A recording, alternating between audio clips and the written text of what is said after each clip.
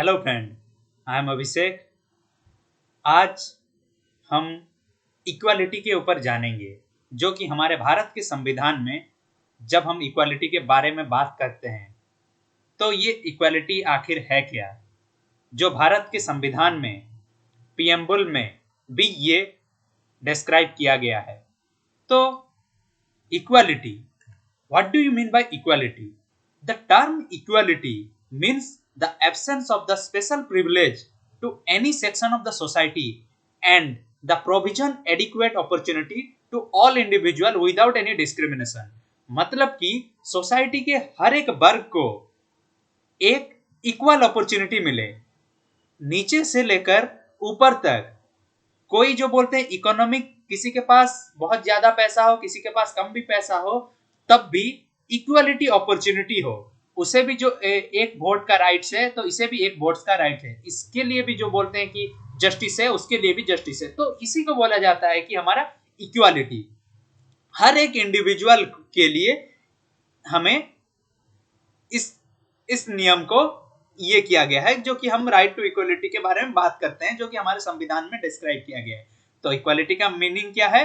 Term equality means the absence of special privilege to any section of the society and the provision of the adequate opportunity for all individual. All individual मतलब कि हर किसी के individual के ऊपर ये rights है, without any discrimination. किसी को जो बोलते हैं डिस्क्रिमिनेट नहीं किया जाएगा, कि जो बोलते हैं कि जाति, वर्ण, धर्म, कास्ट, इन सब के आधार पे जो बोलते हैं कि किसी को ये नहीं किया जाएगा।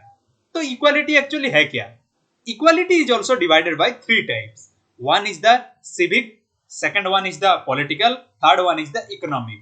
जब हम सिविक के बारे में बात करते हैं तो सिविक क्या है, जो कि हम आज के डेट में जो हम चलते हैं, ये हमारा सिविल पीपुल्स है, इन सब के ऊपर जो बोलते हैं कि ये सिविक है। पॉलिटिकल इंस्टेबिलिटी एंड इकोनॉमिक, इन तीनों के आधार पे इक्वालिटी के बारे में हम भारत के संविधान में जो डिस्क्राइब किया गया है, जो आर्टिकल वो जो नया किया गया है, उसके बारे में एक एक पहलुओं पे देखेंगे। इक्वालिटी के ऊपर क्या क्या आर्टिकल है, जो कि सिविक राइट के, सिविक इक्वालिटी है, जो कि पॉलिटिकल इक्वालिटी है, वो इकोनॉमिक इक्वालिटी, इन तीनों के पहलुओं पे हम चर्चा करेंगे। तो सिविक इक्वालिटी क्या है? पहला, इक्वालिटी बिफोर लॉ, जो कि हम आर्टिकल 14 में मेंशन किया गया है कि लॉ के पीछे सब समान है। जो बोलते कोई ऊपर नहीं है, लॉ से जो बोलते कोई ऊपर नहीं है, ये बोला गया है सिविक इक्वालिटी का। ये जो आर्टिकल 14 में, आर्टिकल 15 जो है, इसमें बोला गया प्रोहिबिशन और discrimination on the ground of religion, race, caste, sex और प्लेस ऑफ बर्थ। किसी के जन्म, किसी के sex and caste and race, इन सब के आधार पे जो हम किसी को डिस्क्रिमिनेशन नहीं कर सकते, जो कि हमारा आर्टिकल 15 में मोटा मोटी तौर पे बोला गया कि जो बोलते हैं कि लॉ के सामने कोई जो बोलते हैं कि बड़ा नहीं है, कोई छोटा नहीं है। जाति, वर्ण, धर्म और जो बोलते हैं कि रिलीजन और रेस, सेक्स, इन सब के हिसाब से देखा जाए, मेल एंड फीमेल में कोई ये नहीं है। कास्ट के आधार पे, रेस के आधार पे, प्लेस ऑफ बर्थ मतलब किसी का जन्म जो बोलते हैं कहीं पे हुआ है तो उसके आधार पे हम ये डिस्क्रिमिनेशन नहीं कर सकते। ये आर्टिकल 15 में सिविक इक्वालिटी में डिस्क्राइब किया गया है। फिर आया आर्टिकल 16, जो की है equality of opportunity of matters of public employment. हर किसी को जो बोलते हैं कि कोई पढ़ाई करता है, उसके बाद उसे नौकरी चाहिए, तो पब्लिक एम्प्लॉयमेंट अपॉर्चुनिटी में भी आर्टिकल 16 के तहत ये बोला गया कि इसे भी पब्लिक एम्प्लॉयमेंट के फील्ड में भी सबको इक्वालिटी मिलना चाहिए। जो कि चौथा है article 17, abolition of the untouchability.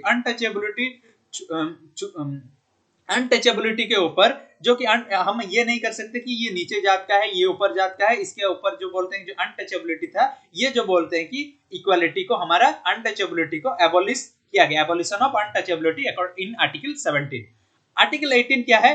Abolition of titles, जो कि पहले सब टाइटल लगा है महाराज, इस टाइप का, ये सब टाइटल जो बोलते हैं एलिजिबल है ही नहीं, जो कि आर्टिकल 18 के तहत बोला गया। लेकिन हम एजुकेशनल ग्राउंड में अगर हम जाते हैं तो उस टाइटल को आधारित है, जैसे कि किसी के सामने प्रोफेसर लग गया, डॉक्टर लगे, ये सब जो बोलते हैं कि एलिजिबल है। लेकिन जो बोलते हैं कि टाइटल को जो बोलते हैं कि एबोलिशन किया गया, जो कि आर्टिकल 18 में। अगर टाइटल को एबोलिशन किया जाने से क्या होता है कि जो बोलते हैं कि सब इक्वल हो जाते हैं, जिसका नाम जैसा है उसके। अगर टाइटल अगर लगा दिया जाए महाधिराज, ऐसे जैसे कि हमारे राजा महाराज, इस टाइप का जो बोलते हैं कि ये लोग जैसे अपने टाइटल सरनेम लगाने के बाद जो उनका जो बोलते हैं कि जो फील करते थे कि हम बहुत ऊपर आ गए हैं, तो जो बोलते हैं इस चीज को भी एबॉलिश किया गया। तो सिविक इक्वालिटी राइट्स जो है कौन कौन सा आर्टिकल है? Article 14 equality before law, prohibition of the discrimination on grounds of religion, race, caste, sex और प्लेस ऑफ बर्थ, आर्टिकल 15, और आर्टिकल 16 जो है equality opportunity in matters of the public employment, article 17 abolition of the untouchability and article 18 जो abolition of the titles. ये है कि civic equality. Equality का जो 3 डायमेंशन है ये रहा सिविक इक्वालिटी के बारे में। दूसरा डायमेंशन क्या है? पॉलिटिकल। पॉलिटिकल के बारे में जब हम बात करते हैं तो हमारा आ जाता है इलेक्शन। इलेक्शन जो है हमारा भारत के संविधान के part 15 of the Indian constitution जो कि आर्टिकल 324 से लेकर आर्टिकल 329 ए तक डिस्क्राइब किया गया है कि इलेक्शन भारत में कैसे होगा, क्या होगा, इसके आधार पे कौन वोट देंगे, ये देंगे, इसके आधार पे ये किया गया है। तो इलेक्शन के ऊपर जब हम पॉलिटिकल इक्वालिटी के बारे में जब बात करते हैं तो ये हमारा संविधान के आर्टिकल 324 से लेकर 329 ए तक डिस्क्राइब किया गया है। तो क्या बोला गया है? आर्टिकल 325 में बोला गया है no person is to be declare ineligible for the inclusion electoral rolls on the ground of religion, race, caste और सेक्स। इस आधार पे वोटिंग ये नहीं, मतलब कि कोई अगर मेल है फीमेल है इसे वोटिंग का अधिकार नहीं है, रिलीजन के आधार पे, रेस के आधार पे, कास्ट के आधार, ऐसा नहीं है कि जो बोलते हैं कि ये वोट डालेगा ये वोट नहीं डालेगा, इस आधार पे जो बोलते हैं नहीं हो सकता। ये हमारे संविधान के आर्टिकल 325 में पूरा डिस्क्राइब कर दिया गया है। दूसरा जो पॉइंट है इलेक्शन टू द लोकसभा और द स्टेट लेजिस्लेटिव असेंबली, जो स्टेट में लेजिस्लेटिव असेंबली है, लोकसभा में जो है, इन सब में to be on the basis of the adult suffrage. Adult suffrage का मतलब कि जो बोलते हैं कि वयस्क मताधिकार, जो हमारे अगर बात किया जाए आज के डेट में भारत में 18 साल के ऊपर जो सब वोटिंग दे सकते हैं, ये डिस्क्राइब किया गया है हमारे आर्टिकल 325 जो कि part 15 of the Indian constitution है, जो कि इलेक्शन के बारे में संविधान के इस आर्टिकल में डिस्क्राइब किया गया है।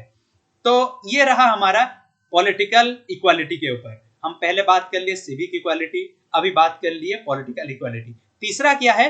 Economic equality. इकोनॉमिक इक्वालिटी क्या है?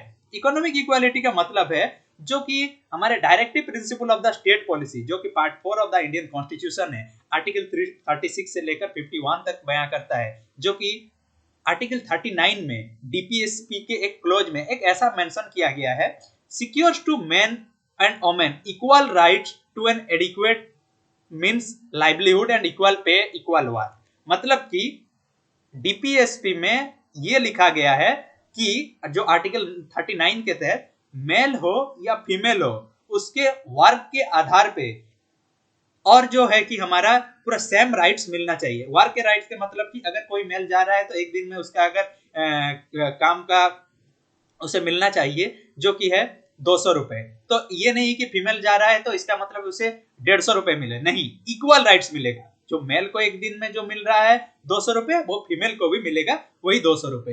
ये है जो बोलते हैं कि इकोनॉमिक आधार पे, ये जो कि लाइवलीहुड आधार पे ये किया जाएगा कि हमारा डीपीएसपी आर्टिकल 39 में इक्वालिटी अपॉर्चुनिटी है, इकोनॉमिक इक्वालिटी भी है।